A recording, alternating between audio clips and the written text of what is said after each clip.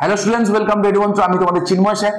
আগের দিন আমি তোমাদেরকে কথা দিয়েছিলাম যে আজকের আমি তোমাদের বিচারপতি নিয়োগ আইন যখন এখন তোমরা জানো এখন ট্রেন্ডিং এ চলছে, ঠিক কিনা? তোমাদের মনে আছে যে বিকল্প বিচারপতি আইন কোন পথে প্রশ্ন এই নিয়ে এখন তো চলছে, যদিও কেসটা ধামাচাপা পড়ে গেছে। তোমাদের আরেকবার স্মরণ করিয়ে দিই, জাস্টিস বর্মার বাড়ি থেকে বলেছে, সরকারিভাবে তো কিছু বলেনি, 15 কোটি টাকা নগদ পাওয়া গেছে। কিভাবে? এমনি নয় তো, বাড়িতে আগুন লেগে গেছিল, দমকল কর্মীর লোকেরা আগুন নেভাতে গিয়ে এই টাকাগুলো পোড়া অবস্থায় কিছু পেয়েছিল। তো সেই রিলেটেড যখন খবরে এলো তখন শোরগোল পড়ে গেল যে জাস্টিস বিচারপতিদের বাড়ি থেকে যদি এরকম হয়, বিচারপতিরা যদি করাপ্টেড হয়, তাহলে আমাদের দেশে, আমাদের মতো দেশ যেখানে আমরা ডেমোক্রেসির কথা বলি, সেরকম একটা দেশে বিচারপতিদের যে এরকম করাপশন তাকে নিয়ে নেওয়া যায়? তোমাদের আসলে যদি মনে আছে, ঠিক সঙ্গে সঙ্গে আমাদের যিনি ভাইস প্রেসিডেন্ট, রাজ্যসভার চেয়ারম্যান জগদীপ ধনখড়জি, তখন তিনি বলেছিলেন কি যে আমাদের দেশে যদি আমরা ন্যাশনাল জুডিশিয়াল অ্যাপয়েন্টমেন্ট কমিশন যদি আমরা নিতে পারতাম, তাহলে এরকম করাপশন হতো না, এরকম করাপশন আমরা সার্ভিলেন্স করতে পারতাম। সেটা কতটা ঠিক কতটা ভুল সে তো সময় সাপেক্ষ মামলা ছিল, কারণ ন্যাশনাল জুডিশিয়াল অ্যাপয়েন্টমেন্ট কমিশন সেটা কিন্তু মানে ইমপ্লিমেন্ট করা যায়নি, এবং যায়নি বলেই এখনো পর্যন্ত নিউজে রয়েছে। এবং আমরা দেখতে পাবো রিসেন্টলিও সেটা নিউজে এসছে। যেহেতু নিউজে এসছে এরকম একটা ইম্পর্টেন্ট জিনিস, তো আমাদেরকে কিন্তু পড়তে হবে। প্রিভিয়াস যে ভিডিওগুলো আমি তোমাদেরকে দিয়েছি হাইকোর্ট রিলেটেড, প্রত্যেকটা ভিডিও তোমরা দেখে যেও, তোমাদের জন্য কাজে লাগবে। Very very very important. আমি তোমাদের করিয়েছি যে ভারতের বিচার ব্যবস্থায় এই যে দুর্নীতি এবং তাতে গণতন্ত্রে কি এফেক্ট পড়ে, আমি প্রিভিয়াস তোমাদের করিয়েছি। হাইকোর্ট এবং সুপ্রিম কোর্টের বিচারপতিদের ইমপিচ কি করে করা যায়, তার প্রোটোকল কি, সেটা কনস্টিটিউশন থেকে এসছে কিনা, সেটাও আমি তোমাদেরকে করিয়েছি এবং আজকে তোমাদের এটা করাচ্ছি। যারা তোমরা আগের ভিডিওগুলো দেখোনি, একটুখানি দেখে নাও, তোমাদের কিন্তু কাজে লাগবে। ঠিক আছে, তো আজকে আমরা কি পড়বো যেটা আমি বলছিলাম। তো কলেজিয়াম ব্যবস্থা কি, কলেজিয়াম তোমরা অনেকে শুনেছো, বাট হোয়াট ইজ কলেজিয়াম তোমরা অনেকে জানো না। আজকে আমি চেষ্টা করছি ডিটেলসে তোমাদেরকে করিয়ে দিতে, বা তোমরা যারা জানো তারা তো আরেকবার রিকল করে নাও, নতুন কিছু তোমাদেরকে আমি করাবো, এটুকু নিশ্চিত করতে পারি। ফার্স্ট জাজেস কেস তোমাদের করাবো, মানে এসপি তোমার হচ্ছে এসপি গুপ্তা কেস আমরা পপুলারলি তোমরা জানি, বা জাজেস ট্রান্সফার কেস, এগুলো সম্পর্কে করবো আমরা। সেকেন্ড জাজেস কেস আমরা করবো, থার্ড জাজেস কেস সম্পর্কে করবো, ন্যাশনাল জুডিশিয়াল অ্যাপয়েন্টমেন্ট কমিশন এবং সুপ্রিম কোর্ট কেন ন্যাশনাল জুডিশিয়াল অ্যাপয়েন্টমেন্ট কমিশনকে কেন বাতিল করেছে সেই সম্পর্কে আমরা আজকের ক্লাসে আমরা আলোচনা করবো। ফর ইউর কাইন্ড ইনফরমেশন একটুখানি বলে দিই, WBCS এর মেন্সে এখান থেকে কিন্তু অলরেডি পরীক্ষায় কোশ্চেন দিয়েছে। ঠিক আছে, ইউপিএসসি তেও জানতে চেয়েছিল, যে কোনো পরীক্ষায় সামনে যেগুলো কন্ডাক্ট হবে না জানতে চাওয়া হবে, কারণ এইটা অলরেডি নিউজে রয়েছে। তো এটাকে কিন্তু নজরআন্দাজ করা কিন্তু একদমই ঠিক হবে না। ঠিক আছে, চলো তো দেখতে পাবো কি দিল্লি হাইকোর্টের বিচারপতি। আচ্ছা, এগুলো পড়ছি কেন? তোমাদের সময় নষ্ট করার জন্য নয়, পড়ছি এই কারণে তোমরা একটুখানি দেখো যে কি দিয়েছে জিনিসগুলো। আমরা পড়ছি, পড়লে কি হয় যে কারেন্ট এর সঙ্গে না একটা তো হয় যে বইয়ের নলেজ, আর একটা হয় প্র্যাকটিক্যাল নলেজ, রাইট? এই দুটোর মেলবন্ধন না হলে না নলেজ ঠিক হয় না। শুধু মানে বই পুঁথিগত বিদ্যা আছে, শুধু প্র্যাকটিক্যাল নলেজ আছে, তো দুটোকে যদি মেলবন্ধন করানো যায় তাহলে সেক্ষেত্রে নলেজটা আরো স্ট্রং হয়। আর পেপারের মতো এত ভালো মানে কোঅর্ডিনেশন এই কন্টেম্পোরারি ইস্যুগুলো নিয়ে কেউ করে না। তো এই কারণে আমি লাইনগুলো তোমাদের পড়ে পড়ে শোনাচ্ছি, যেগুলো ইম্পর্টেন্ট। ওকে, বলছে দিল্লি হাইকোর্টের বিচারপতি যশবন্ত বর্মার বাড়ি থেকে নগদ উদ্ধারের পরে নতুন করে বিচারপতি নিয়োগের বর্তমান ব্যবস্থা নিয়ে প্রশ্ন উঠেছে। তাহলে বর্তমান ব্যবস্থা কি আছে না, বর্তমান ব্যবস্থা রয়েছে কলেজিয়াম সিস্টেম। ঠিক আছে, যেটা আমি তোমাদের করাবো, টেনশন করার কোনো কারণ নেই। কি বলছে, কিন্তু তার পরিবর্তে বিকল্প ব্যবস্থা চালু করতে মোদী সরকার কি ভাবছে তা নিয়ে এবারে প্রশ্ন তুললেন বিরোধীরা। কেন? কারণ ন্যাশনাল জুডিশিয়াল অ্যাপয়েন্টমেন্ট কমিশন তোমরা জানো এটা আনকনস্টিটিউশনাল ডিক্লেয়ার করে দিয়েছে। তা যেহেতু এটাকে আনকনস্টিটিউশনাল ডিক্লেয়ার করে দিয়েছে, তাহলে বিচারপতিদের নিয়োগের জন্য বিকল্প কিছু রাস্তা বার করতে হবে। সেটা নিয়ে কি ভাবছে সরকার, বিরোধীরা সেটা প্রশ্ন তুলেছে। ওকে, আজ উপরাষ্ট্রপতি তথা রাজ্যসভার চেয়ারম্যান জগদীপ ধনখড় রাজ্যসভার দলনেতাদের সঙ্গে বৈঠক করেছেন। তার আগে তিনি রাজ্যসভায় জাতীয় বিচারপতি নিয়োগ কমিশন আইনের দিকে ইঙ্গিত করে বলেছেন 2015 সালে সংসদে সর্বসম্মতিতে আইন তৈরি হয়েছিল, অর্ধেক রাজ্য সিলমোহর দিয়েছিল। এবারে এই যে প্রোটোকলটা আমি আসছি দিয়েছিল, এখন ফের সেই ঐতিহাসিক পথে হাঁটার উপযুক্ত সময়। বুঝতে পারলে? আচ্ছা, এখান থেকে আমি তোমাদের কনস্টিটিউশনাল কিছু জিনিস তোমাদেরকে বলছি, শোনো। ঠিক আছে, তোমরা যারা একটু সাংবিধানিক দিকগুলো পড়বে দেখতে চাও, যারা নতুন কিছু আমি করা, আমি বারবার বলে আমি সময় নষ্ট করার পক্ষপাতী নই, ঠিক আছে? দেখতে থাকো। দেখো এখান থেকে কি কি আছে। প্রথম কথা, এখানে একটা কথা বলেছে, দেখো কি বলেছে। যখন পেপার পত্রিকা পড়বে না, চোখ কান খোলা রেখে পড়বে। ওখান থেকে পেপার যারা রেগুলার পড়ে না, তার পেপার পড়া সময় নষ্ট নয়। যারা রেগুলার পেপার পত্রিকা পড়ে, বইয়ের সাথে সাথে তার কিন্তু একটা অন্য রকমের থট প্রসেস তৈরি হয়। দেখো প্রথম কথা, আমরা পরীক্ষায় আছে না যে who is the x officio chairman of Rajya Sabha, আছে কি আছে না? আমরা আনসার করি ভাইস প্রেসিডেন্ট। দেখো এখানে দেওয়া আছে, আজ উপরাষ্ট্রপতি তথা রাজ্যসভার চেয়ারম্যান জগদীপ ধনখড়। তাহলে উপরাষ্ট্রপতি যে রাজ্যসভার চেয়ারম্যান হয় অলরেডি বলে দিয়েছে, পেপারে বলে দিয়েছে। পড়ার সময় তো ধ্যান দিয়ে পড়বে। আচ্ছা, এখানে একটা কথা বলেছে কি, যে অর্ধেক রাজ্য সিলমোহর দিয়েছিল। তার মানে কি, বিষয়টা অনেকে বুঝতে পারছে না। তোমরা জানো যে কনস্টিটিউশনকে অ্যামেন্ড করার আর্টিকেল 368 এ দুখানা প্রোটোকল রয়েছে, আর্টিকেল 368 ক্লজ 1 এবং আর্টিকেল 368 ক্লজ 2। আর্টিকেল 368 ক্লজ 1 এটা বলে যে অ্যামেন্ডমেন্ট হবে শুধুমাত্র both the house of parliament, মানে লোকসভা এবং রাজ্যসভাকে দিয়ে হবে, ঠিক আছে? কিন্তু 368(2) যেটা, সেটা একটু সাংঘাতিক, একটু টাফ। মানে সেখানে লোকসভা থাকবে, রাজ্যসভা থাকবে, plus half of the state, যেটা লিখেছে অর্ধেক রাজ্য সিলমোহর দিয়েছিল। তার মানে আর্টিকেল 368(2) এবং এইভাবে অ্যামেন্ড করাটা না বেশ জটিল জিনিস, বেশ কষ্টসাধ্য জিনিস। তো সরকার সেই কষ্টসাধ্য মানে অসাধ্যকে সাধ্য করেছিল, তারপরেও ন্যাশনাল জুডিশিয়াল অ্যাপয়েন্টমেন্ট কমিশনকে লাগু করতে পারেনি। বুঝতে পারছো? এই কারণে বলেছে। আশা করি তোমরা বুঝতে পারছো আমি কি বলছি। তোমরা পড়ো Indian constitution is partly rigid, partly flexible. তো why Indian constitution is so rigid? Because of that article 368 এর জন্য। ওকে, 1 and 2, 1 তো তাও ঠিক আছে, 2 is very difficult, very difficult. Okay, centre state related कुछ भी টাচ করা মানে আর্টিকেল 368 ক্লজ 2 কে টাচ করা। আর একটা হয় অর্ডিনারি লেজিসলেশন, যেটা একটা আনরিটেন কনস্টিটিউশনের ফিচার, আমাদের সংবিধান মেনশন তো করা নেই, বাট সেটা দিয়ে আমরা করতে পারি। তোমরা এগুলো জানো আশা করি। ওকে, কি বলছে দেখো। তো বলছে কি যে দেখো এখন ফের সেই ঐতিহাসিক পথে হাঁটার উপযুক্ত সময়। কিন্তু সেই বৈঠকে তৃণমূলের সুখেন্দু শেখর রায় প্রশ্ন তুলেছেন বিজেপি সভাপতি তথা রাজ্যসভার নেতা জেপি নাড্ডার কাছে। কি বলেছে? যে সুপ্রিম কোর্ট সেই বিচারপতি নিয়োগ কমিশন আইন অসাংবিধানিক বলে খারিজ করে দিয়েছিল, যেটা আমি তোমার সঙ্গে শেয়ার করলাম, রাইট? তাহলে এখন শাসক পক্ষ কোন পথে এগোতে চাইছে? তাহলে এখন শাসক দল কিভাবে এখন করবে?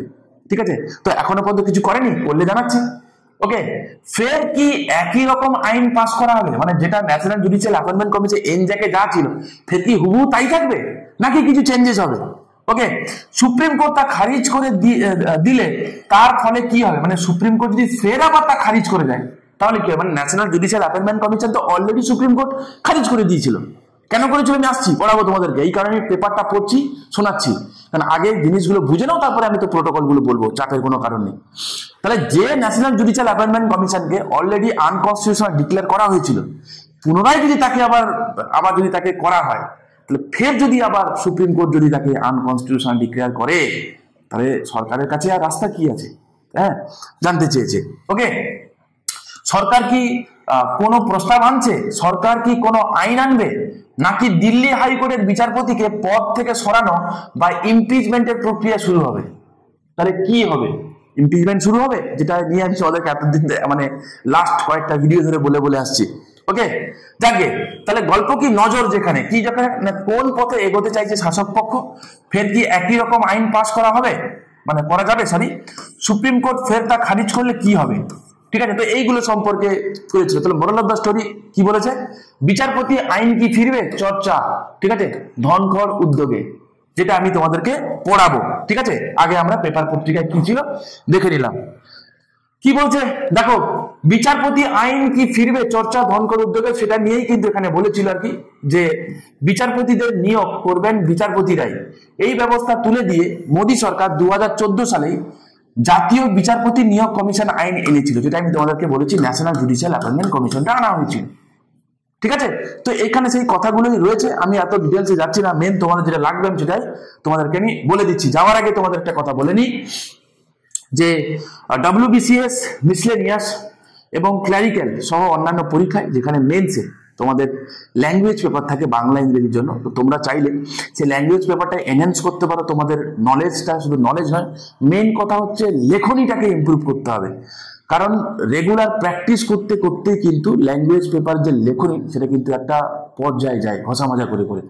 রেগুলার যদি লেখা না হয় তাহলে সেক্ষেত্রে কিন্তু ভালো লেখা কিন্তু বেরোবে না। তোমরা যদি চাও কেউ জয়েন করতে চাও তো এখানে রেগুলার তোমাদেরকে টাস্ক দেওয়া হয়, সেই টাস্কগুলো রেগুলার তার কারেকশন হয়, কপি চেকিং হয়, তোমাদের কোথায় ইমপ্রুভ করতে হবে স্যার ম্যামরা তোমাদেরকে রেগুলার সেগুলো বলে দেবেন, ঠিক আছে? এভরিথিং মানে তোমাকে ইমপ্রুভ করার জন্য ঠিক যা যা যা যা করার আমরা সমস্ত কিছু তোমাদেরকে প্রোভাইড করবো, ঠিক আছে? ডিটেলসে জানতে চাইলে দুটো নম্বর রইলো, যে কোনো একটাতে তোমরা ফোন করে নিও। আর একটা ছোট্ট কথা, 2024 সালের এখন এমসিকিউ সেশনের লাস্ট চলছে, যেহেতু পরীক্ষাটা পিছিয়ে গেছে এই কারণে আমরা উইন্ডোটা একটু ওপেন করেছি। তো তোমরা কেউ চাইলে, এটা বেসিক্যালি রিভিশন হবে, কেউ যদি তোমরা চাও যে 2024 সালের প্রিলিমসটা একটু ভালো করে দেবে, ঠিক আছে, তো চাইলে তোমরা জয়েন করতে পারো, ঠিক? ডিটেলস জানতে চাইলে সেম দুটো নম্বরে কোনো একটা নম্বরে ফোন করে জেনে নিও। ওকে, কি বলছিল? প্রথমে আসো কলেজিয়াম সিস্টেম কি, মানে এখন যেটা রয়েছে যে এখন বিচারপতিদের অ্যাপয়েন্টমেন্টের সিস্টেম হচ্ছে collegium system. What is collegium system? Basically collegium system হচ্ছে আমরা দেখতে পাবো কি 1+4 চিফ জাস্টিস অফ ইন্ডিয়া এবং তার দ্বারা মনোনীত সিনিয়র 4 জন বিচারপতিকে নিয়ে কলেজিয়াম সিস্টেম তৈরি হয়। এবার একটা কথা বলি, আর্টিকেল 124 আমরা দেখতে পাবো কি যে সুপ্রিম কোর্টের বিচারপতিদের অ্যাপয়েন্টমেন্টের কথা বলা হয় আর্টিকেল 124। এবারে কথা হচ্ছে যে এই যে অ্যাপয়েন্টমেন্টের যে প্রসিজার না, এটা বদলে গেছে বিভিন্ন সময়। কি বললাম আমি? বদলে গেছে বিভিন্ন সময়। এই রিলেটেড ফেমাস 3খানা কেস আছে, যে কেসগুলো আমরা স্টাডি করব, ঠিক আছে? প্রথমে আসো ইভলিউশন অফ সিস্টেম। তাহলে কলেজিয়াম সিস্টেম আমরা দেখলাম, এখন যেটা আছে 1+4, ঠিক আছে? 1+4 জাস্টিস খান্না এবং 4 জন আদার বিচারপতিকে নিয়ে তৈরি হবে কলেজিয়াম, মানে কলেজিয়াম এখন আছে। ফার্স্ট জাজেস কেস হয়েছিল কবে হয়েছিল, যেটাকে আমরা বলছি কি কলেজিয়াম ব্যবস্থা। প্রথম বিচারপতি মামলা এটা হয়েছিল 1981-এ, which is popularly known as SP Gupta case. বাবা প্লিজ মাথায় রেখো, WBCS এর মেন্সে অলরেডি জানতে চেয়েছে, যতটুকু আমার স্মরণে আছে 2022-এর মেন্সের কোশ্চেন ছিল এটা, ঠিক আছে? এসপি গুপ্তা কেস 2022-এর মেন্সের প্রশ্ন ছিল এটা। কি বলেছে? SP Gupta versus India government. কি বলেছেন? এই মামলায় ঘোষণা করা হয়েছিল যে বিচারপতি নিয়োগ ও স্থানান্তর বিষয়ে প্রধান বিচারপতির সুপারিশকে যুক্তিসঙ্গত কারণ দেখিয়ে প্রত্যাখ্যান করা যেতে পারে, যেটাকে বলা হয় কি cause and reason. Mind it বাবা, আমি ইংরেজিটা বলছি না। He declare that the primacy of chief justice of India India's recommendation on judicial appointment and transfer can be refused for cause and reason. Moral of the story, একটা কথা বলি শুনে রাখো। এই যে বিচারপতিদেরকে যে নিয়োগ করা হয় না, চিফ জাস্টিস অফ ইন্ডিয়া কি করে? প্রেসিডেন্টকে কি করে না তিনি জানাবে, সবাই প্রেসিডেন্ট অ্যাপয়েন্টমেন্ট দেবে, কিন্তু প্রেসিডেন্ট অ্যাপয়েন্টমেন্ট দিলেও রেকমেন্ডেশন কে দেয়? চিফ জাস্টিস অফ ইন্ডিয়া দেয়। বোঝা গেল? ক্লিয়ার? 1981-এ সুপ্রিম কোর্ট এসপি গুপ্তা কেসে ভার্ডিক্ট দিতে গিয়ে বলেছে কি, বললো যে প্রেসিডেন্ট চাইলে ইন কজ এন্ড রিজন, যুক্তিসঙ্গত কোনো কারণ আছে, এই কারণে যদি যদি প্রেসিডেন্টকে ধরো কোনো একটা নাম প্রস্তাব করা হলো, প্রেসিডেন্ট সেই নামটা রিজেক্ট করে না আমি একে অ্যাপয়েন্টমেন্ট দেবো না, তো চাইলে করতে পারে। একটা কথা বলে দিই শোনো, দেখবো যে আর্টিকেল 124-এ একটা ক্লজ রয়েছে যে অ্যাপয়েন্টমেন্ট করার সময় যখন আদার জাজেসদেরকে যখন অ্যাপয়েন্ট করা হয় সুপ্রিম কোর্টে, মন দিয়ে শুনবে ভালো করে, তখন চিফ জাস্টিস অফ ইন্ডিয়ার সঙ্গে পরামর্শ গ্রহণ করা হবে। কি করবে? পরামর্শ নেবে। কে নেবে? প্রেসিডেন্ট নেবে। তাহলে এই পরামর্শ কি এটা কি চাইলে প্রেসিডেন্ট খারিজ করতে পারে, নাকি পরামর্শ যেটা চিফ জাস্টিস অফ ইন্ডিয়া যেটা দেবে সেটা কি নিতেই হবে? Is it mandatory? এটা কি নিতেই হবে? বোঝা গেল? সেই রিলেটেড ভার্ডিক্ট দিতে গিয়ে সুপ্রিম কোর্ট 1981-এ এসপি গুপ্তা কেসে বলেছিল কি যে না, ইটস নট ম্যান্ডেটরি। পরামর্শ দানের কথা বলা হয়েছে, তো চিফ জাস্টিস অফ ইন্ডিয়া পরামর্শ দেবেন। প্রেসিডেন্ট চাইলে সেই পরামর্শটা তিনি রিজেক্ট করতে পারেন, cause and reason. Mind it, যুক্তিসঙ্গত কোনো কারণ থাকতে হবে, তবেই হবে, আদারওয়াইজ কিন্তু নয়। ভালো কথা। তো এটা ছিল ফার্স্ট জাজেস কেসের গল্প ছিল। সেকেন্ড জাজেস কেসে কি হয়ে গেল না, তখন একটু গল্প একটুখানি বদলে গেল। বেসিক্যালি ফার্স্ট জাজের কেসের পরে সেকেন্ড জাজেস কেসে 1993-তে কি বলে দেখো, supreme court introduce a collegium system holding that যে কনসালটেশন রিয়েলি মিন্ট কনকারেন্স। বাবারে ভয়ঙ্কর ইম্পর্টেন্ট একটা কথা বলেছে, ভয়ঙ্কর ইম্পর্টেন্ট কথা। বেসিক্যালি কলেজিয়াম সিস্টেমের শুরুয়াত হয়েছিল এই সেকেন্ড জাজেস কেসের পর থেকেই। মন দিয়ে শুনবে, পরীক্ষায় কিন্তু আসবে। ঠিক আছে। সেকেন্ড জাজের কেসের মানে সেকেন্ড জাজের কেসের পর থেকেই কিন্তু অ্যাকচুয়ালি কলেজিয়াম সিস্টেমের কথা বলা হলো। কি কলেজিয়াম তৈরি হবে 1+2 দিয়ে, ঠিক আছে। চিফ জাস্টিস অফ ইন্ডিয়া এবং দুজন বিচারপতিকে নিয়ে তৈরি হবে কলেজিয়াম। যেহেতু যেহেতু চিফ জাস্টিস অফ ইন্ডিয়া একা ডিসিশন নিচ্ছে না, mind it, chief justice of India একা ডিসিশন নিচ্ছে না এবং আরো দুজন বিচারপতি তারা সমন্বিতভাবে ডিসিশন নিচ্ছে, তাই এক্ষেত্রে যে অ্যাডভাইস দেওয়া হবে তাকে, প্রেসিডেন্টকে, প্রেসিডেন্ট কিন্তু সেই অ্যাডভাইস মানতে বাধ্য থাকবে। মাইন্ড ইট, কি বলেছে না, আদালত আরো ব্যাখ্যা করে যে এটি প্রধান বিচারপতির ব্যক্তিগত মতামত নয়, বরং সুপ্রিম কোর্টের দুইজন জ্যেষ্ঠতম বিচারপতির সাথে পরামর্শের মাধ্যমে গঠিত একটি প্রাতিষ্ঠানিক মতামত। তাই বলা হচ্ছে কি পরামর্শ মানে কিন্তু সম্মতি, আমি পরামর্শ দিয়েছি মানে তোমাকে সম্মতি দিতেই হবে। তাই এই কথাটা তোমরা মাথায় রাখো, ইংরেজি তো কোশ্চেন হয়, বাংলাতে হয় না। কনসালটেশন রিয়েলি মিন্ট কনকারেন্স, যদি বলে যে কোন কেসে এই প্রোনাউন্সটা করেছিল সুপ্রিম কোর্ট, তো বলবো কি সেকেন্ড জাজেস কেসে, ঠিক আছে। কবে হয়েছিল? 1993-তে, ওকে। এবং এক্ষেত্রে কি না চিফ জাস্টিস অফ ইন্ডিয়া যেই কথাটা বলবে তাহলে সেটাই শেষ কথা, বোঝা গেল। তাহলে চিফ জাস্টিস অফ ইন্ডিয়া কি করলো না ক্ষমতা পেলো, অনেক বেশি পাওয়ার পেলো, ওকে, অনেক পাওয়ারফুল হলো, ভালো কথা। নেক্সট কি হয়েছে না এই সিস্টেমটাও বেশি দিন চলেনি, 1998-এ হয়ে যায় কি থার্ড জাজেস কেস। এই যে কলেজিয়াম সিস্টেম যেটা ছিল না, যেটা শুরু হয়েছিল সেকেন্ড জাজের কেসের পর থেকে 1+2, তো বলা হলো যে কলেজিয়ামটা প্রপারলি শেপ দেওয়া হলো। বলা হলো কি যে কলেজিয়াম তৈরি হবে 1+4 দিয়ে এবং প্লুরালিটি অফ জাজেস হবে। আমি হোয়াট ইজ প্লুরালিটি অফ জাজেস আমি আসছি মানে কি প্লুরালিটি মানে হচ্ছে ধরে নাও এরকম হলো 5জন বিচারপতি আছে, তো 5জন বিচারপতি আছে, কোন একজন ব্যক্তিকে যখন রেফারেন্স করা হবে যে এই বিচারপতিকে ট্রান্সফার করানো হবে বা অ্যাপয়েন্টমেন্ট দেওয়া হবে, সুপ্রিম কোর্ট হোক বা হাইকোর্টে হোক, তাহলে সেক্ষেত্রে 5 জনের মধ্যে 3 জন হ্যাঁ বললো, 2 জন না বললো। এবার যে 2 জন না বললো, কেন না বললো সেটা প্রথমত দেখা হবে সেটা, ঠিক আছে। যদি দেখা যায় যে সেই 2 জন না বলতে যুক্তিসঙ্গত কোনো কারণ রয়েছে, তো যেই ব্যক্তির বিরুদ্ধে যদি এরকম কিছু ওঠে তাকে ওইরকম জায়গায় রাখা হয় না, জেনারেলি তার নাম প্রস্তাবে দেওয়া হয় না, এটাই প্রোটোকল, এভাবেই ঘটে থাকে, ঠিক আছে। তাহলে বলছি কি যে বিচারকদের এদের মধ্যে যারা হয়েছে এরকম 3:2 এরকম করে করে দেখা হয়, ঠিক আছে। মানে স্বাভাবিক প্লুরালিটি মানে বুঝতেই পারছো যে বেশিরভাগ যাবে। এক্ষেত্রে চিফ জাস্টিস অফ ইন্ডিয়া কি বলছে সেটা কিন্তু ম্যাটার করছে না, mind it. Chief justice of India যাই বলছে সেটা কিন্তু ম্যাটার করছে না, অ্যাকর্ডিং টু প্রোটোকল বলছে কি যে প্লুরালিটির ক্ষেত্রে ঠিক হবে 3:2, 3 জন যা বলবে সেদিকে যা হবে, 2 জনের দিকে আমরা ধ্যান দেবো না। বাট হ্যাঁ 2 জন কেন না বলছে সেটাও আমরা বিচার করে দেখবো যে সেটা আদৌ যুক্তিসঙ্গত কিনা। যদি যুক্তিসঙ্গত যদি হয় তো ওয়েল অ্যান্ড গুড, যদি না হয় তাহলে সেক্ষেত্রে যার যেই ব্যক্তির বিরুদ্ধে কথাগুলো, যাকে অ্যাপয়েন্টমেন্ট দেওয়া হবে তার বিরুদ্ধে যদি 2 জন বিচারপতি যদি না বলে, তার যদি যুক্তি থাকে, তাহলে সেক্ষেত্রে আমরা তার নাম প্রস্তাবে পাঠাবো না, ঠিক আছে। প্রোটোকলে এরকম মোটামুটি থাকে, ওকে। আচ্ছা, এবার কি বলছে যে the supreme court collegium is headed by chief justice of India. তো বলা হলো কি যে কলেজিয়াম প্রপারলি শেপ পেল এখানে 1998-এ এসে, যে কলেজিয়াম কি হবে না 5 জনকে নিয়ে তৈরি হবে, একজন প্রধান বিচারপতি, তো তিনি থাকবেনই প্রধান বিচারপতি কলেজিয়ামের হেড হবেন বাস, এবং 4 আদার জাজেস থাকবে, এবং তাদের যে ডিসিশনটা প্লুরালিটি ভিত্তিতে হবে, মানে 3:2 স্বাভাবিক, অ্যাটলিস্ট 3:2 হিসাবে ঠিক করা হবে। আর হাইকোর্ট কলেজিয়াম, ভালো করে মন দিয়ে শুনবে, আর হাইকোর্ট কলেজিয়াম, তাই এটা তো গেল সুপ্রিম কোর্টের কথা 1+4 এর কথা। আর high court collegium is led by chief justice and 4 other senior most জাজ অফ দ্যাট কোর্ট। তাহলে কি হয়েছে, তাহলে সুপ্রিম কোর্টের কলেজিয়াম তো হলো 1+4, মানে chief justice of India plus 4 other senior most জাজেস। কোন একটা হাইকোর্টের ক্ষেত্রে কি হবে না, হাইকোর্টের ক্ষেত্রেও কিন্তু তাই হবে। দেখো কি বলেছে, chief justice of particular high court, ধরো কলকাতা হাইকোর্টের কথা বলছি, তাহলে কলকাতা হাইকোর্টের অ্যাপয়েন্টমেন্টের ক্ষেত্রে কলকাতা হাইকোর্টের চিফ জাস্টিস অফ হাইকোর্ট মানে চিফ জাস্টিস থাকবে প্লাস 4 আদার সিনিয়র জাজেস থাকবে, মানে সিনিয়র জাজের কথা বলা হয়নি, জেনারেলি তাই থাকে। ধরুন 4 জন আদার জাজেস থাকলো, ক্লিয়ার। তারা নাম প্রপোজাল দেবে, কাকে দেবে এই চিফ জাস্টিস অফ ইন্ডিয়ার কলেজিয়ামের কাছে দেবে, ঠিক আছে। তাহলে হাইকোর্টের কলেজিয়াম সুপ্রিম কোর্টের কলেজিয়ামের কাছে প্রস্তাব দেবে, সুপ্রিম কোর্টের কলেজিয়াম রেকমেন্ড মানে হ্যাঁ বলবে, সেটা যাবে প্রেসিডেন্টের কাছে, প্রেসিডেন্ট তখন তাদেরকে রিক্রুট করবে।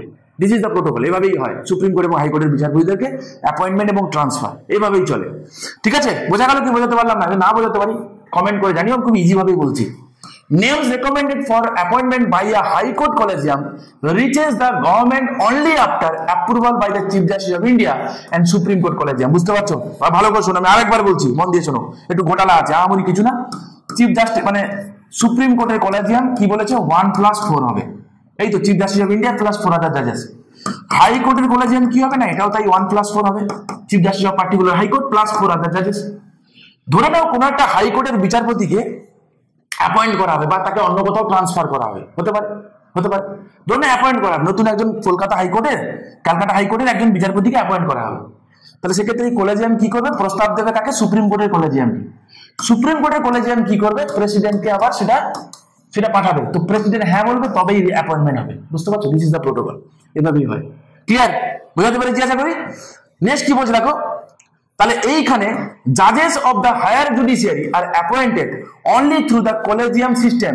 And the government has a role only after names have been decided by the collegium mind it তাহলে এক্ষেত্রে হায়ার কোর্ট মানে কি উচ্চতর আদালতগুলো মানে সুপ্রিম কোর্ট এবং হাইকোর্ট গুলোতে একমাত্র তাদেরকেই অ্যাপয়েন্ট করা যায় মাইন্ড ইট বাবা যাদের নাম কলেজিয়াম প্রস্তাব করে আদারওয়াইজ তাদেরকে অ্যাপয়েন্ট করা যাবে না পসিবিলিটি নেই কোনো বোঝা গেল আর এখানেই গন্ডগোল কি গন্ডগোল না এখানেই গন্ডগোলের কথা বলছে কি যে না এই যে কলেজিয়াম সিস্টেমটা কিভাবে কাজ করে কেউ জানে না ভিতরে গেল কথা বললে সে বলে দিল যে একে অ্যাপয়েন্ট করো তাহলে কি এর কোনো প্রসিজার নেই কিচ্ছু নেই আমি জানিও না মানে না তো ক্লিয়ার কাট কোনো গাইডলাইন রয়েছে নেই কিছু নেই তাহলে এক্ষেত্রে তখন বললো যে এর জন্য আমরা একটা বডি বানাই যে বডি কি করবে যে এই কলেজিয়াম ব্যবস্থাটাকে আমরা তুলে দেবো তার জায়গায় একটা বডি বানানো হবে যেই বডি কি করবে এই সুপ্রিম কোর্ট এবং হাইকোর্টের বিচারপতিদেরকে অ্যাপয়েন্ট করা এবং ট্রান্সফার রিলেটেড কাজকর্ম করবে যেই কারণে এই ন্যাশনাল জুডিশিয়াল অ্যাপয়েন্টমেন্ট কমিশনটা নেওয়া হয়েছে বহু পুরনো গল্প ছিল 1998 অনওয়ার্ডসের সময় থেকে চালু চেষ্টা ছিল কিন্তু করে উঠতে পারেনি সেকেন্ড টাইম যখন ক্ষমতায় এলো এনডিএ গভর্নমেন্ট তখন এটা ইন্ট্রোডিউস করা হলো National Judicial Appointment Commission was established by 99 Constitution Amendment Act of 2014 বাবা ভয়ঙ্কর ইম্পর্টেন্ট এমন কোনো পরীক্ষা নেই যেখানে এখান থেকে কোশ্চেন আসেনি বোঝা গেল নেক্সট কি বলছে অ্যামেন্ডেড আর্টিকেল 124 127 128 217 222 224 231 দেখে রাখো Article 214 was amended to make it mandatory for the President to consult the National Judicial Appointment Commission for the appointment of the judges of Supreme Court and High Court. তাহলে কি বলেছে তাহলে এতদিন পর্যন্ত কলেজিয়ামের সঙ্গে কথা বলতো প্রেসিডেন্ট এখন বলছে কলেজিয়াম নয় এখন অ্যাপয়েন্টমেন্টের জন্য ন্যাশনাল জুডিশিয়াল অ্যাপয়েন্টমেন্ট কমিশনের সঙ্গে প্রেসিডেন্ট কথা বলবে ঠিক আছে ডিলিট করা হয়েছে কি এই প্রভিশনটা এই কলেজিয়ামের সিস্টেমটা ডিলিট করা হয়েছে ওকে এবারে বললো কি কম্পোজিশন মানে কোথায় ন্যাশনাল জুডিশিয়াল অ্যাপয়েন্টমেন্ট কমিশনে কে কে থাকবে তো পারে এখানেই গন্ডগোলটা রয়েছে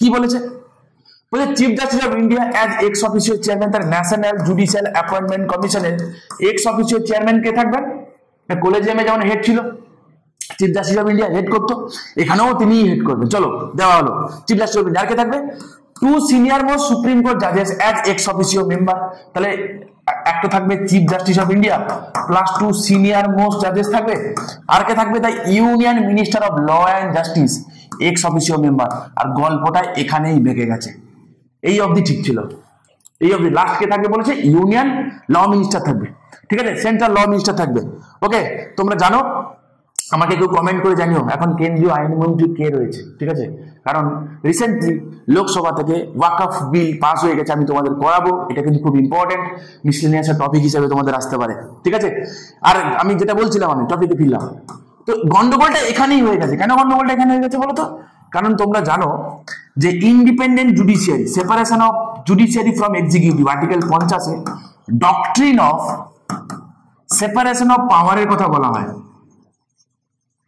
ঠিক আছে ডক্ট্রিন অফ সেপারেশন অফ পাওয়ারের কথা বলা হয় doctrine of separation of power এখানে কি বলা হয় না separation of judiciary from executive Montesquieu the spirit of law বলে একটা বই লিখেছিলেন কার কথা বললাম আমি মন্টেস্কু একটা বই হচ্ছে স্পিরিট অফ ল তো সেই স্পিরিট অফ ল এ আমরা দেখবো যে সেপারেশন অফ পাওয়ারের কথা বলা হয়েছে যে এক্সিকিউটিভ জুডিশিয়ারি অ্যান্ড লেজিসলেটিভ এবং প্রত্যেকের আলাদা কাজ থাকবে ডেমোক্রেটিতে বা পার্লামেন্টারি ফর্ম অফ গভর্নমেন্টের একটা ফিচার আছে যে executives are the part of legislature তাই না আমাদের দেশে যারা মন্ত্রী যারা হয় এক্সিকিউটিভ তারা লেজিসলেচারের পার্ট এবং তাই বলা হয় যে executives R responsible to legislature this is the one of the features of parliamentary form of government it's okay but what about judiciary? তো বলছে জুডিশিয়ারি থাকবে কিন্তু বাকি দুটো অর্গান থেকে সম্পূর্ণ আলাদা, পৃথক থাকবে, পৃথক থাকবে, ঠিক আছে, যেটা আবার বলছি গণতন্ত্রের কিন্তু একটা অন্যতম বিরাট বড় কাঠামো, ঠিক আছে। আর ঠিক এখানেই গন্ডগোল হয়ে গেছে, ইউনিয়ন মিনিস্টার তিনি কিন্তু একজন এক্সিকিউটিভ মাইন্ডেড, আর doctrine of separation of power article 50 আমি কি বললাম, separation of judiciary from executive, তাহলে জুডিশিয়াল কিছুতে এক্সিকিউটিভ ইন্টারফেয়ার করবে না, এটাই ছিল কথা। এবং এটা কিন্তু বেসিক স্ট্রাকচারের পার্ট, মাইন্ডেড, যেহেতু বেসিক স্ট্রাকচারের পার্ট, বেসিক স্ট্রাকচার ভায়োলেট হচ্ছিল, এবং এই কারণে সুপ্রিম কোর্ট কি করেছিল, ন্যাশনাল জুডিশিয়াল অ্যাপয়েন্টমেন্ট কমিশনকে ইলিগাল ডিক্লেয়ার করেছিল, আনকনস্টিটিউশনাল ডিক্লেয়ার করেছিল। দিয়ে কি বলেছিল আমরা একটুখানি দেখে নিই, দেখো, the Supreme Court rejected the National Judicial Appointment Commission Act and the 99 Constitutional Amendment Act as unconstitutional and void. বুঝতে পারলে, এই কারণে ডিক্লেয়ার করেছিল। আর ঠিক এই জন্য আমি তোমাদের বলেছিলাম না শুরুতেই পেপারে কি ছিল, যদি পুনরায় আবার সরকার কিছু বানায় এবং তাকে যদি পুনরায় আবার এনজেকের মতো যদি রিজেক্ট করে দেয়, তাহলে বিকল্প ব্যবস্থা কি হবে, what is the alternative of collegium system, যদি আমরা এইগুলোকে যদি আমরা সরাতে চাই কি হবে, বোঝা গেল। এই কারণে বিরোধীরা সরকার পক্ষকে প্রশ্ন করছে। It held that the wisdom of appointment of judges cannot be shared with political executive, যেটা আমি বলছিলাম তোমাদেরকে, ডক্ট্রিন অফ সেপারেশন অফ পাওয়ারটা কি হচ্ছে না, ভায়োলেট হচ্ছে।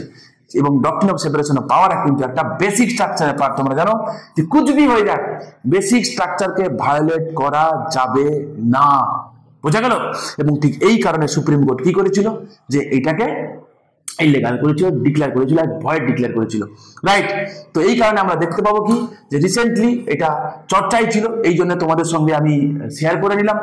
আশা করি তোমাদের ভালো লেগেছে। তো এরকম রেগুলার টপিকের আপডেট পেতে, টপিকগুলো করতে, সামনে 2025 সালে কিন্তু WBCS এর মেন্স কিন্তু ডেসক্রিপটিভ প্যাটার্নে হবে বাবা, একটা কথা মাথায় রেখো, এই যে ফেজটা খুব ক্রুশিয়াল ফেজ, কারণ এই ফেজে 2024-এর এখন তো ফর্ম ফিল আপ হয়নি, তো ফর্ম ফিল আপ হোক, সেটা এমসিকিউ প্যাটার্নে হবে, আবার 25-এর মেন্সটা হবে ডেসক্রিপটিভ প্যাটার্নে, তাই না।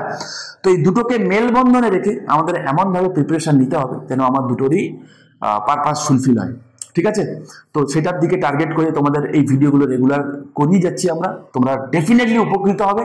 সন্দীপ স্যার তোমাদের সঙ্গে কারেন্ট অ্যাফেয়ার্সের একাধিক টপিক নিয়ে তোমাদের সঙ্গে ডিসকাস করে থাকেন, এবং আমাদের তোমাদের সুমিতা ম্যাম তোমাদের বাংলার ক্লাস নেন, প্রচুর নেন, তোমাদের হয়, ঠিক আছে। তো তোমাদের সঙ্গে আমরা যতটুকু পাচ্ছি আমরা তোমাদের সঙ্গে জুড়ে থাকার চেষ্টা করছি, সম্ভব হয় যতটা হয় আর কি, ওকে। তো তোমাদের যদি এরপরে কোনো রকম কোনো হেল্প লাগে, কুচবি, ঠিক আছে, কুচবি হেল্প লাগে, আমাদের যে দুটো নম্বর রয়েছে না তোমাদের দিয়েছিলাম, যেটা বা ডেসক্রিপশন বক্সে রয়েছে, তোমরা সেখান থেকে নিয়ে নিও এই দুটো নম্বরের যে কোনো একটা নম্বরে। এমনি তোমাদের যদি কোনো রকম কোনো কোয়ারি থেকে থাকে, ওকে, এনি কাইন্ডস অফ কোয়ারি তোমরা যোগাযোগ করে নিতে পারো, আমি সরে এলাম, এই দুটো নম্বরে কোনো একটা নম্বরে তোমরা যোগাযোগ করে নিতে পারো, ঠিক আছে। ভালো লাগলে তোমরা চাইলে সাবস্ক্রাইব করতে পারো, শেয়ার করতে পারো বন্ধুদের মধ্যে, এবং নিচে অবশ্যই তোমরা কমেন্ট করে তোমাদের মতামতটুকু জানিও, ঠিক আছে। ভালো থেকো, দেখা হচ্ছে নেক্সট ভিডিওতে।